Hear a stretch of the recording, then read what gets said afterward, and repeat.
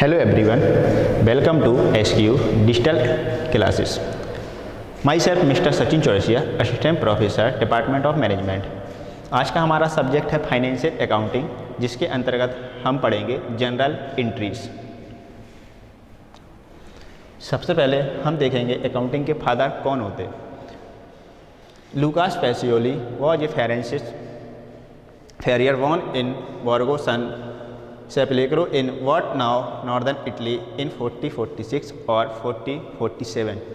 It is believed that he died in same town on 90 June 5057.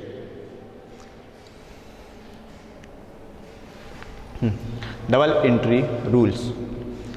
सबसे पहले हम accounting को पढ़ने के पहले हमें ये देखना पड़ता है डबल एंट्री रूल्स क्या होते हैं। यदि आपको डबल एंट्री रूल्स नहीं आप पढ़ेंगे तो आपसे अकाउंटिंग के बिल्कुल कुछ बनेगा ही नहीं। इसमें ये होता है कि हमें कौन सी चीज़ डेबिट करनी है, कौन सी चीज़ क्रेडिट करना है। सबसे पहले टाइप्स ऑफ अकाउंटिंग। अकाउंटिंग के टाइप्स कितने प्रकार के होते हैं? अकाउंटिंग के टाइप्स 3 प्रकार के होते हैं, real account, nominal account and personal account. Personal account debit the receiver, credit the giver.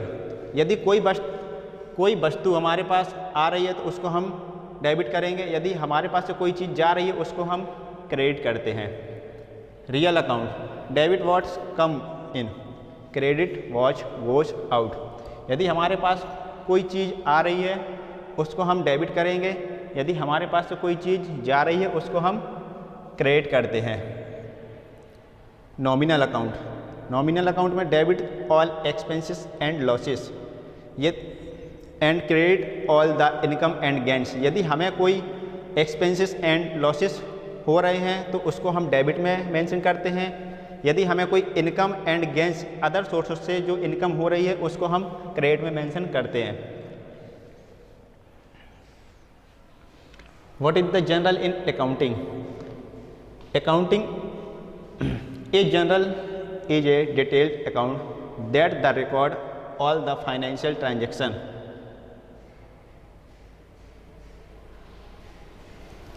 of business to be used the future reconciling of the accountant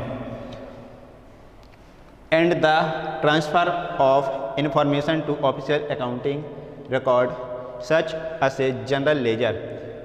सबसे पहले हमें अकाउंटिंग में ये देखना पड़ता है हम उसमें किन किन चीज़ों को रिकॉर्ड करते हैं। जैसे हम कुछ बिजनेस स्टार्ट करते हैं, उसमें हम जो भी ट्रांजैक्शन करते हैं उन सब चीज़ों को हम इसमें ऐड करते हैं। जैसे आप किसी बिजनेस को स्टार्ट करते हैं, उसमें आप किसी चीज़ को परचेस करते हैं, सेल्स करते हैं एंड स्टॉक भी आप देखते हैं। इन सभी चीज़ों को हम अपने जनरल में इन सभी चीज़ों का एक लेखा जोखा रखते हैं।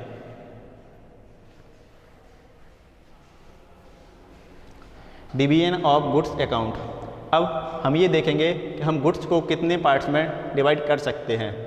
गुड्स को हम 6 भागों में डिवाइड कर सकते हैं। सबसे पहले आता है परचेस अकाउंट। परचेस अकाउंट से आपको ये पता होना चाहिए परचेस क्या है, मतलब क्रय। यदि आप जब बिजनेस स्टार्ट करते हैं तो हम सबसे पहले ये अपने बिजनेस में ये सोचते हैं कि हमें किस चीज़ का बिजनेस करना है, तो हम उस वस्तु को परचेस करते हैं। फिर आता है सेल्स अकाउंट। सेल्स, यदि आपने किसी वस्तु को परचेस किया है तो स्वाभाविक सी बात है हम उसको सेल्स भी करेंगे। तो सेल्स से रिलेटिव यही होता है कि आपने जब किसी बिजनेस को स्टार्ट किया है तो हमें उस वस्तु को किस तरीके से सेल्स करना है। फिर आता है purchase return account. Purchase return, अब आपने यदि किसी वस्तु को परचेस किया है तो आप उस वस्तु को परचेस रिटर्न भी कर सकते हो। यदि आपने किसी एग्जाम्पल के थ्रू हम समझेंगे, यदि आपने एक कंप्यूटर मंगाया है और हो सकता है वो आपको कंप्यूटर पसंद ना आया हो सकता है उसको यहाँ तक आने में कुछ ना कुछ उसका पार्ट डैमेज हो गया हो, उसको हम परचेस रिटर्न के थ्रू रिटर्न कर सकते हैं। फिर आता है सेल्स रिटर्न। सेल्स, जिस तरह से आप परचेस करते हैं उसी प्रकार से सेल्स रिटर्न भी एक प्रोसेस होती है। जैसे आपने किसी को माल बेचा है और उसको माल पसंद नहीं आया है, वो आपको सेल्स रिटर्न कर सकता है। फिर स्टॉक अकाउंट। स्टॉक अकाउंट सबसे लास्ट में बनाया जाता है। ये जब ईयर हमारा पूरा समाप्त हो जाता है उस टाइम पे हम अपने स्टॉक अकाउंट को बनाते हैं। इसमें हम ये देखते हैं कि हमारे पास कितना माल अभी स्टॉक में है और हमने पूरे साल में कितना परचेस किया है, कितना सेल्स किया है, कितना हमारे पास परचेस रिटर्न आया है, कितना सेल्स रिटर्न हुआ है। इन सभी चीज़ों को हम स्टॉक के थ्रू देखते हैं। फिर आता है goods Saint on consignment. Goods Saint on consignment का मतलब होता है प्रेषण पर भेजा हुआ माल। यदि आप अपने माल को प्रेषण मतलब अपने कोई कंसाइनमेंट के पास अपने माल को आप सेंड करते हैं, उस माल का जिम्मेदार आप खुद होते हैं। यदि उस माल को कोई नुकसान होता है, उस माल का जिम्मेदार स्वयं वो क्रेता होता है। General entries mean recording the business transaction in the general entries में हम उन बिजनेस के उन सभी लेखे जोखे को मेंटेन करते हैं जो हम उसमें करते हैं। जैसे आपने परचेस किया है, सेल्स किया है, उन सभी लेखों को इसमें उन सभी ट्रांजैक्शन को हम इसमें रिकॉर्ड करते हैं। Second point, the transaction is analysed to determine which accounts is to be debit and which account is to be credit. इसमें दो प्रकार के डिटरमाइन होते हैं, एक तो होता है डेबिट, एक होता है क्रेडिट। यदि आपने किसी वस्तु को आप किसी से कोई वस्तु परचेस करते हैं तो स्वाभाविक सी बात है आप किसी न किसी उसमें दो पर्सन का नाम आता है। आपने जैसे राम से माल खरीदा है तो राम कौन हो गया इसमें? राम से माल खरीदा तो आपने माल किससे खरीदा है? राम से। तो इसमें प्राप्त करने वाला कौन हो रहा है? जिससे आपने माल को खरीदा है।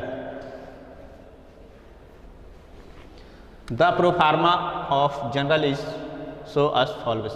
इसमें ये हमारा जनरल एंट्रीज का फॉर्मेट है। इसमें सबसे पहले हम डेट लिखते हैं, फिर पार्टिकुलर लिखते हैं, फिर LF आता है, डेबिट अमाउंट आता है, क्रेडिट अमाउंट आता है। पर डेट जिस डेट को आपने परचेस किया है, सेल्स किया है या परचेस रिटर्न हुआ है, उन सभी चीज़ों को हम यहाँ पे मेंशन करते हैं डेट में, किन किन डेट में आपने क्या परचेस किया है। फिर पार्टिकुलर मतलब होता है विवरण। LF मतलब होता है लेजर फोलियो। और डेबिट मतलब जो आप अमाउंट डेबिट हो रहा है या क्रेडिट हो रहा है। एक प्रैक्टिकल के अकॉर्डिंग हम इन सब चीज़ों को समझते हैं। Mister Ram Mohan started business with cash. अब इसमें मिस्टर मोहन है, ये बिजनेस स्टार्ट कर रहे हैं कैश से। तो हमें ये पता होना चाहिए मिस्टर राम कौन है और ये बिजनेस स्टार्ट कर रहे हैं तो हमारे पास क्या आ रहा है और हमारे पास से क्या जा रहा है। जैसे mister Mohan start business with cash, तो इनने क्या किया? बिजनेस स्टार्ट किया है। तो जब बिजनेस स्टार्ट करते हैं तो सबसे पहले एंट्रीज हमारी आती है cash account debit to capital account. ये ऐसा इसलिए होता है क्योंकि आपने बिजनेस स्टार्ट किया है तो हमारे पास से क्या गया है? कैश गया है। और कैपिटल हमने क्यों लिखा है? क्योंकि आपने बिजनेस स्टार्ट किया है तो कैपिटल ये हमारी पूंजी हो गई है। फिर गुड्स परचेस इन कैश। अब इसको हमें ये देखना पड़ेगा कि गुड्स परचेस इन कैश मतलब माल परचेस किया है कैश से। अब जब माल परचेस किया है तो इसमें कौन कौन से अकाउंट्स आ रहे हैं? इसमें क्या हम डेबिट करते हैं, क्या क्रेडिट करते हैं। जैसे परचेस किया है तो आपने परचेस किससे किया है? किसी पर्सन का नाम नहीं है, सिर्फ आपने कैश से परचेस किया है। तो आपने कैश से परचेस किया है तो एंट्री इसकी बनेगी purchase account debit to cash account. फिर अपनी नेक्स्ट एंट्री आती है ही डिपॉजिट इन बैंक। अब आपने बैंक में पैसा जमा किया है। अब हमें ये देखना पड़ेगा कि बैंक गिवर है या रिसीवर है। अब जब आप बैंक में पैसा जमा करते हैं तो हमारे पास से क्या जाता है? हमारे पास से स्वाभाविक सी बात है, आपने जब बैंक में पैसा जमा किया है तो आप कैश ही जमा करोगे ना। तो इसकी एंट्री क्या होती है? Bank account debit to cash. ऐसा इसलिए होता है क्योंकि बैंक हमारा कौन हो गया? बैंक हमारा डेबिट मतलब जिसको वो प्राप्त कर रहा है ना पैसा, तो वो हो गया बैंक। और हमारे पास से क्या जा रहा है? कैश। तो हम bank account debit to cash. Sold goods to Mohan. Mohan को माल बेचा। अब आपने मोहन को माल बेचा है, अब इसमें रिसीवर कौन है और गिवर कौन है, सबसे पहले हमें यही देखना इम्पोर्टेंस होता है। यदि आप ये नहीं ज्ञात कर पाएंगे कि कौन गिवर है कौन रिसीवर है, तो आपको इसका नॉलेज बिल्कुल नहीं हो पाएगा। सोल्ड गुड्स टू मोहन, अब आपने माल किसको सोल्ड किया है? मोहन को। इसमें रिसीवर कौन हो रहा है? मोहन, क्योंकि आपने माल किसको सोल्ड किया है? मोहन को। तो इसकी एंट्री क्या होगी? Mohan account debit to sales account. फिर नेक्स्ट एंट्री आती है goods purchase from mister Kamlesh on credit. अब आपको ये देखना पड़ेगा कि इसमें किसी पर्सन का नाम आ गया है, तो ये कौन सा अकाउंट आ रहा है? इसमें हमारे दो अकाउंट्स आ रहे हैं। एक तो आ रहा है goods purchase from Mohan mister Kamlesh, तो परचेज हमारा कौन सा अकाउंट है? परचेज हमारा अकाउंट है रियल अकाउंट, क्योंकि जो इसमें क्या आ रहा है? वस्तु। परचेज मतलब किसी न किसी वस्तु, तो वो हमारा क्या है? Real account. और मिस्टर कमलेश ये हमारा है पर्सनल अकाउंट, क्योंकि इसमें किसी पर्सन का नाम है। तो इसकी एंट्री हम कैसे करेंगे? Purchase account debit to Kamlesh. अब इसमें हमने कैश का मेंशन क्यों नहीं किया है? कैश का मेंशन इसलिए नहीं किया है क्योंकि जो मिस्टर कमलेश है इनने ऑन क्रेडिट मतलब उधार माल परचेज किया है, इसमें कैश का मेंशन इसलिए नहीं हुआ है। फिर आता है paid office expense. Paid office expense, इसमें भी अपने कितने अकाउंट आ रहे हैं? दो अकाउंट आ रहे हैं। एक तो आ रहा है अपना नॉमिनल अकाउंट, क्यों? क्योंकि आपने ऑफिस एक्सपेंस दिया है, मतलब किसी सर्विस को आपने लिया था उसका आप एक्सपेंस दे रहे हैं, तो पेड ऑफिस। और एक आएगा अपना रियल अकाउंट, क्यों? क्योंकि आपने पेड ऑफिस एक्सपेंस किया है तो आप एक्सपेंस देंगे, तो एक्सपेंस के बदले आप उसको कैश भी तो देंगे ना, इसलिए। तो इसकी एंट्री होगी office expense account debit to cash account. फिर नेक्स्ट एंट्री है वेजेस पेड। सेम कंडीशन इसमें भी अपन अप्लाई करेंगे, जैसे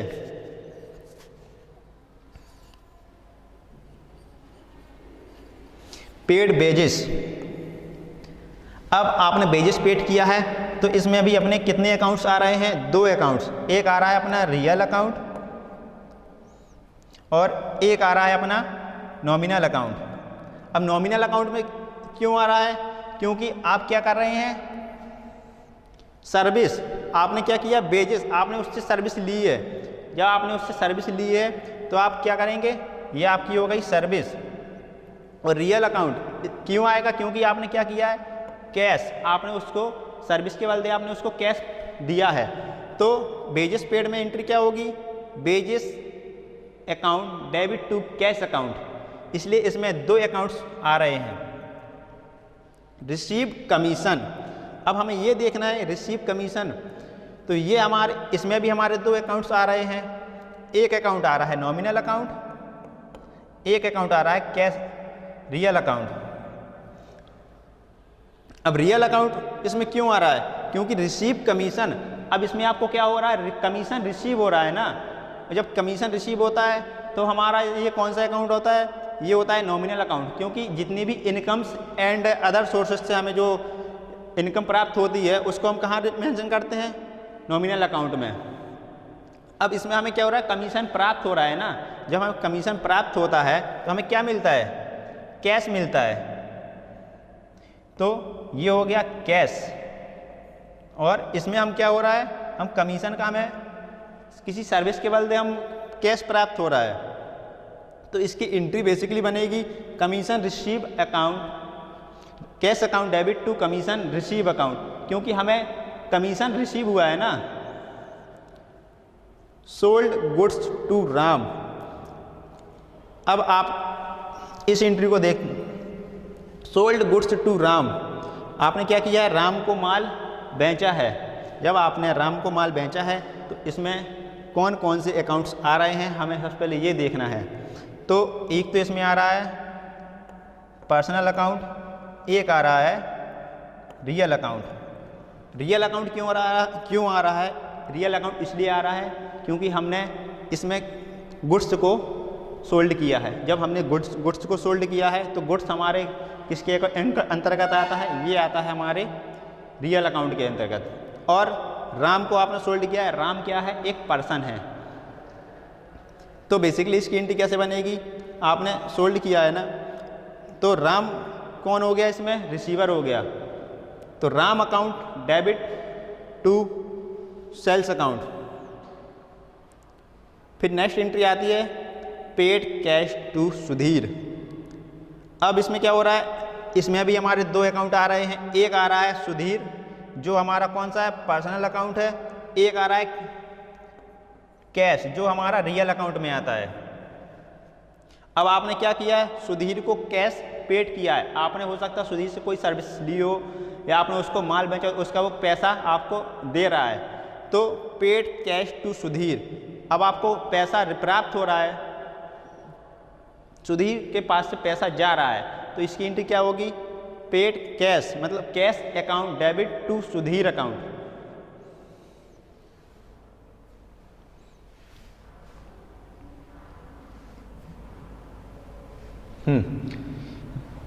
ये हमने जो अभी एंट्रीज बताई हैं, ये एंट्रीज आप उसके थ्रू कर सकते हैं। जैसे सबसे पहले क्या था, cash account debit to capital account, मतलब बिजनेस स्टार्ट किया है कैश से, तो जो अमाउंट होता है वो एक अमाउंट डेबिट में होता है, एक अमाउंट क्रेडिट में अपन मेंशन करते हैं, और ये बीइंग होता है जो हमारा नरेशन कहलाता है। जैसे आपने बिजनेस स्टार्ट किया था, तो जब आप बिजनेस स्टार्ट करते हैं तो हमारे पास से कैश जाता है, तो एंट्री हमने की थी cash account debit to capital account. और कितने रुपए से आपने बिजनेस स्टार्ट किया था, 2 लाख रुपए से। तो जो आपने 2 लाख रुपए से बिजनेस स्टार्ट किया था, तो आपने बिजनेस स्टार्ट किया तो हमारे पास से कैश तो गया है, लेकिन कैपिटल में वो हमारा कैश आ गया है। फिर नेक्स्ट एंट्री अपन ने की थी purchase account debit to cash account, मतलब माल परचेस किया कितने का, 20,000 का। फिर नेक्स्ट एंट्री थी बैंक में पैसा जमा किया। अब जब आपने बैंक में पैसा जमा किया था, तो हमारे पास इसमें हमारे 2 रूल्स अप्लाई हो रहे थे, एक बैंक एंड एक कैश, ये दोनों रियल अकाउंट थे। अब हमारे पास से पैसा गया था, तो हमने क्या किया था, क्रेडिट कर दिया था, और रिसीव इसमें कौन कर रहा था, बैंक कर रहा था, तो bank account debit to cash account. फिर नेक्स्ट एंट्री थी मोहन को माल बेचा। तो जब आपने मोहन को माल बेचा है, तो इसमें रिसीव कौन कर रहा है, और आपने मोहन को क्या बेचा है, आपने मोहन को गुड्स दिया है, तो इसकी एंट्री होती है Mohan account debit to goods account. और सेम कंडीशन आप अमाउंट ऐसा मेंशन करते हैं, जब आप किसी चीज़ को परचेस करते हैं, आपने जैसे मोहन से माल परचेस किया है, तो मोहन ने आपको पैसा दिया है, लेकिन मोहन के पास से क्या पैसा चला गया है, तो मोहन के पास तो क्या उसका जो संपत्ति थी वो तो कम हो गई ना। फिर नेक्स्ट एंट्री थी purchase account debit to Kamlesh, मतलब आपने कमलेश को कमलेश ने माल परचेस किया है, तो मिस्टर कमलेश जिनने माल परचेस किया है, तो ये इनके पास क्या हो रहा है, परचेस किया है तो माल आ रहा है ना, तो purchase account debit to Kamlesh. कितने रुपए का इनने माल परचेस किया है, 25,000 का, 25,000 का इनने माल परचेस किया है। फिर नेक्स्ट एंट्री है पेड ऑफिस एक्सपेंस। जब आप ऑफिस एक्सपेंस की बात आती है, तो आपको ये पता होना चाहिए ऑफिस एक्सपेंस क्या है। इसमें 2 अकाउंट्स आपके आते हैं, एक आता है रियल अकाउंट, एक आता है नॉमिनल अकाउंट। तो आपने किसी सर्विस के बदले में आप उसको क्या दे रहे हैं, कैश दे रहे हैं, तो ऑफिस एक्सपेंस अकाउंट डेबिट हो जाएगा टू कैश, क्योंकि आपने उस चीज़ की सर्विस ली है, तो आप उसका पेमेंट कर रहे हैं। तो office expense account debit to cash account 18,000 rupees. Thank you.